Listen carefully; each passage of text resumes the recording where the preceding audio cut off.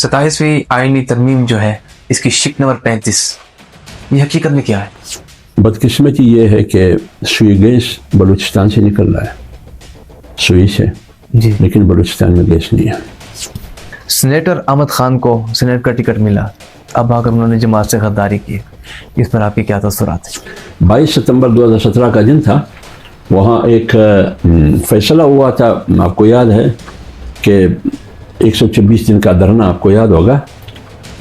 اس وقت ایک کمیٹی بنی، دونوں ایوانوں کی مشترکہ کمیٹی بنی، اس کی ایک ذیلی کمیٹی بنی، تقریباً 35 اراکین یا 36 اراکین کی کمیٹی تھی، جوائنٹ کمیٹی سینٹ اور قومی اسمبلی کی، اس سے پھر 16 رکنی کمیٹی تھی۔ آپ کی جماعت میں کیا حیثیت ہے اور آپ نے جماعت کے لیے کیا کام کیا اور جماعت نے آپ کو کیا دیا ہے؟ ایک حملہ مجھ پر ہوا مستونگ میں 2023 ستمبر میں، اور ذمہ داری قبول کی داعش نے، فائرنگ ہوئی مجھ پر، تقریباً 5-6 منٹ کراس فائرنگ ایک سے پر ہوتا رہا، تو یہ 3 حملے ہوئے۔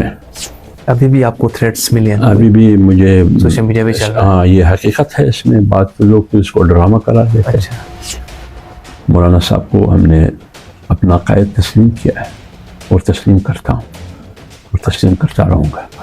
چلو، آپ میرے کندھے سے کندھا نہیں ملائیں گے، نہیں لڑیں گے، آپ کو مبارک لا مبارک نگری کا کردار، آپ کو مبارک لا دو پیازا کا کردار۔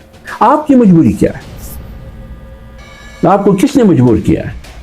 میرے مخالفت میں آ کے بیٹھ کے، بابا میں آپ سے نہیں لڑ رہا ہوں۔ یہ انگریز کی پالیسی ہے کہ مولوی کو مولوی سے لڑاؤ، نہ تنظیمات مدارس مولوی سے لڑے گی، نہ وفاق المدارس مولوی سے لڑے گی، نہ جمعیت علماء اسلام مولوی سے لڑے گی۔ ہاں، اگر مولوی سرکار کو کندھا دے کر اس کی مرچے میں بیٹھ کر مجھ پر فائرنگ کر رہا ہے، پھر میں مجبور ہوں کہ مولوی کو بھی سرکار کے ساتھ لتاڑ دوں۔ ایک مسئلہ چل رہا ہے پنجاب گورنمنٹ کی طرف سے، انہوں نے جو کہا، اعلان کیا ہے کہ مدارس میں معاوضہ دیا جائے خطباء کو، حفاظ کو، تو آپ اس بارے میں کیا کہنا چاہیں گے؟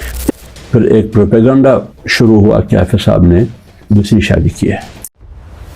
Welcome to Ahmed Ibrahim Podcast.